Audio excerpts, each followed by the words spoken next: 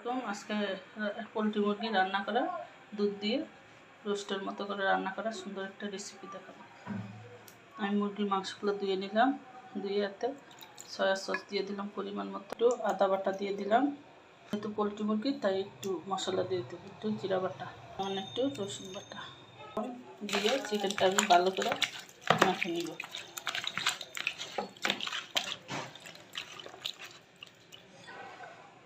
পরিমাণ মতো তেল দিয়ে দিব, আমি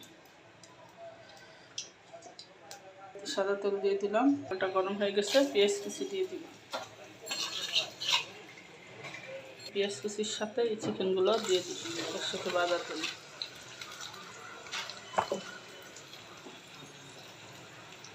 নাড়াচাড়া দিয়ে দিলাম। আমি গরম পানি নিয়ে নিলাম, তাই একটা বাটিতে সামান্য একটু গরুর দুধ দিয়ে দিব, পরিমাণ মতো দিয়ে দিলাম।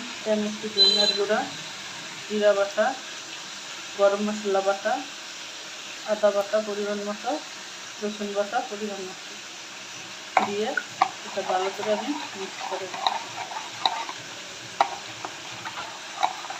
যেহেতু দিব তাই এখানে আমি এগুলোর সাথে ভালো করে মিক্স করে দিলাম। কাঁচামরিচগুলো দিয়ে দিব, এদিক দিয়ে আমার চিকেনটা তাই বাগাই দিই।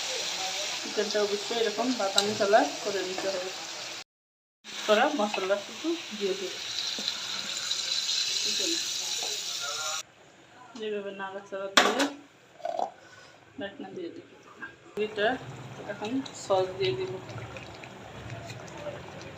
পরিমাণ মতো, টমেটো সস দিয়ে এভাবে নাড়াচাড়া দিয়ে দিব।